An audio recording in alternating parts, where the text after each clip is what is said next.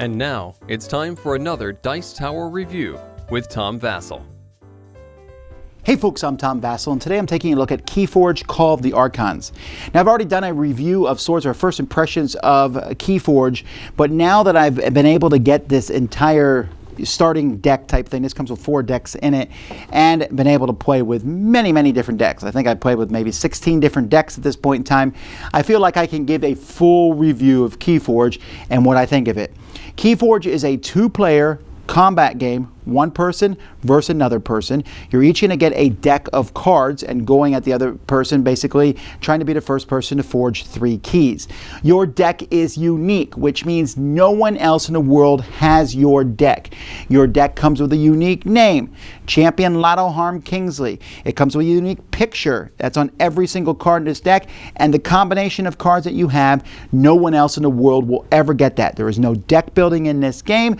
It is a complete deck. You can take this and go up against someone else forever and ever. Does that mean it's a good game? Let's take a look.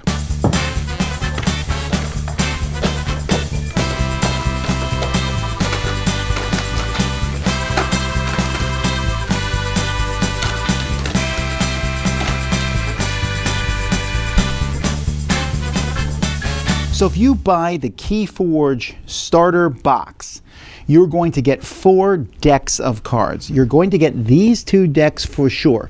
Everyone gets these exact same 2 decks, Miss Onyx Censorious and Radiant Argus the Supreme.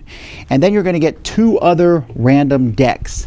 Now, this is a unique game. Every single deck is different from any other one. So you might see these 2 decks here. Their names will be different. So here we have Lichius, the Cardinal of Meaning, and Frostquill, She That Unloads on the Center, which is one really weird name. There are 7 different factions. You will have 3 of these factions in your deck, making for 35 different possible combinations. Once you have these different possible combinations, there is a checklist of cards. It's going to tell you how many you have of each of the factions. There is an equal number of cards from each faction, and it will tell you on here if that card is common, uncommon, or rare. And then there's a QR code, which I haven't messed with yet. I don't think they're actually working quite yet. And then all the different cards that are in that deck, which you will shuffle together and play against another person. The starter set also comes with these keys. These are the keys you're trying to forge. 3 for each player, a pile of amber, and then wound tokens, and 2 chains. These are used, there's a few cards that use these, but these are mostly used to balance out if you think one deck is better than another deck. You also have some stun and power cards. These are simply given to creatures that get these, and it tells them what they need. Finally, you get the quick start rules here, which explain how to play the game in very basic terms. You can go online, and I've gone online, and print out the complete full rule book, which is only 13 pages, really not that long, and I'm kind of surprised they didn't include this in the box also.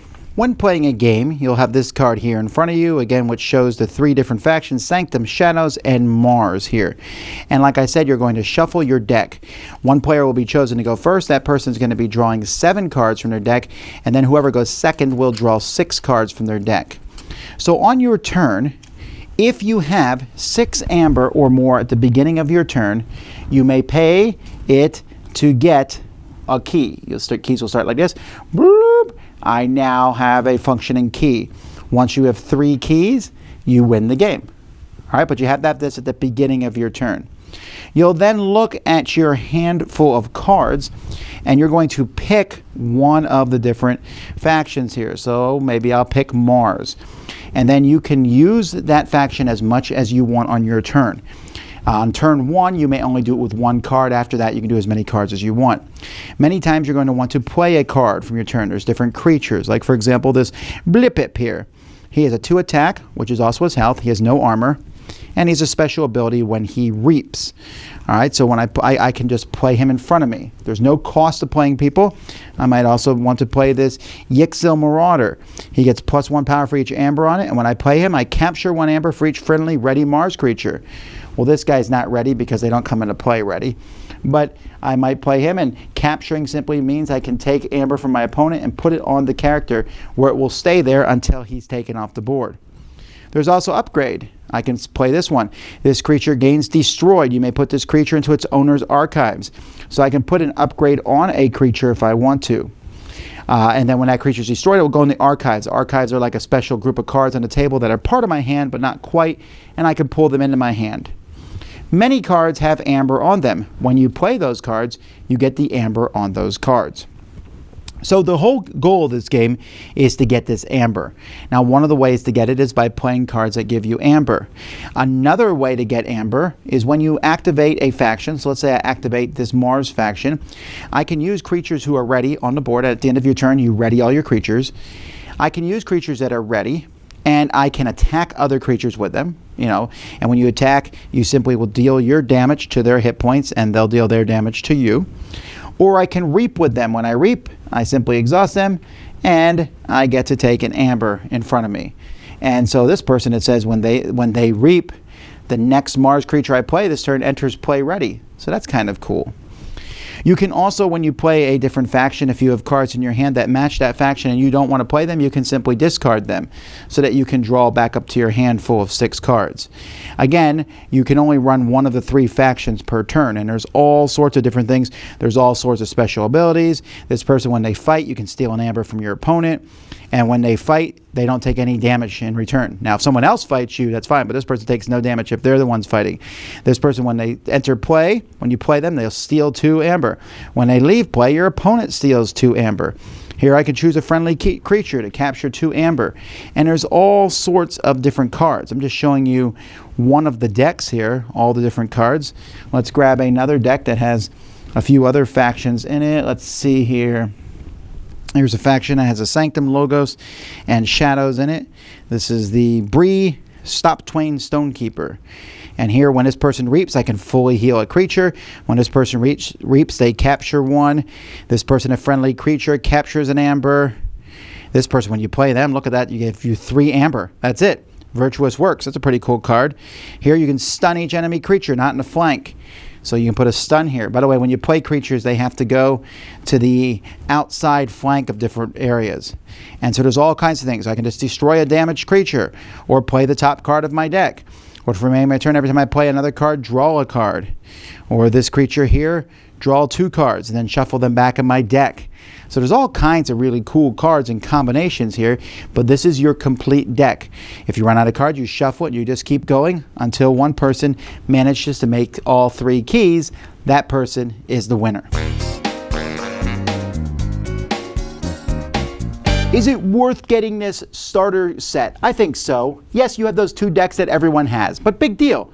I would buy a 2-player card game that I knew what was in the decks. That's fine, and these work well against each other. They're decks made to teach you the basic rules of the game, and then you get 2 other decks. So you get 4 decks you can play. You get all the tokens, you get the stun cards, and you get the rules. I don't know, it's a nice package. Now, like I said, I really wish they had put the full rules in here. It seems like that wouldn't have been hard. They could have put starter rules and advanced rules, but what have you. Then getting the other decks. How many decks do you need? So there's 35 combinations. I think at this point in time, I kind of have it narrowed down to what my favorite 3 factions are, what kind of cool combination faction. I definitely want Mars, right? But I like all the different factions. They do different things. So am I going to go hunt down this 1 in 35 deck? And then when I do, maybe I want a specific card in that deck? It's going to be interesting to see how the secondary market handles this. But I don't miss the deck building as much as I thought I would. I don't mind taking a deck and going against someone else. As Richard Garfield said in the overview, welcome to the jungle. Here's your tool. This is your deck. Learn how to use it. And this game is definitely going to be like, here's a deck, figure it out. There's going to be questions on balance. I don't know if the decks are balanced. They feel balanced. This game has definitely like an epic overview to it. Like there's a card game, Epic, that I feel the same way. It's like, boom! Wham! I'm doing these really cool cards and I'm really messing my opponent, but it seems like their cards are so much better than mine. Well, they're probably not, better than mine, but it's just going to feel that way. And so you're playing a lot of these big cards. There's a lot of stealing and things going back and forth. It's very interactive, but I think it's pretty fun. I really enjoy this. I like the unique aspect. I like having a deck that nobody else has. And so I just think that the whole concept is really fun and look forward to seeing it. Like I said, Some people are, you're going to find a lot of people against this, a cash grab or whatever, but you don't need a cash grab. You can literally get 2 decks, just 2 decks, and play those 2 decks against each other. I got Congregate Crimson against Selby, the Miller of Kissing City. Kissing City. But they play differently, and you can play these over and over again. And if you finally feel like one is better than the other, then you can give some chains, which basically keep this person from drawing some extra cards and try to balance things out. Although I haven't done any of that yet. KeyForge plays quickly. The basic conceit of the game is that there's these 3 factions and you pick one, and you can only basically play with 1/3 of your deck at any given point. That's a really cool concept. It's really cool as you're sitting there going, wow, I want to attack with this guy and play this card, but I can't pull that off. It's really cool looking at these decks. They're not just random decks. They are procedurally generated, and while I'm not quite sure what the algorithms are that go into that, it feels like someone built the decks. That's pretty impressive. And I've gone through a lot of decks here, and I've yet to find 2 that I thought were even fairly similar. Now, there probably is that. Maybe once we're done, we'll find out that there's only 50 or 60 archetypes out there. I don't know. That's not necessarily a bad thing. Again, this is going to keep a rich person from doing better than everyone else. You say, well, they'll just buy 50, 60 decks so they find that perfect deck. Maybe, but as time goes by, maybe you have to bring in 4 different decks and we play them against each other. I don't know. Either way, the concept is cool. I'm not completely sold on the artwork. There's a mixture of silliness. Some of the quotes, let the loot the bodies hit the floor. Or I think that thing made me deaf. What? I can't hear you. I think that thing made me deaf.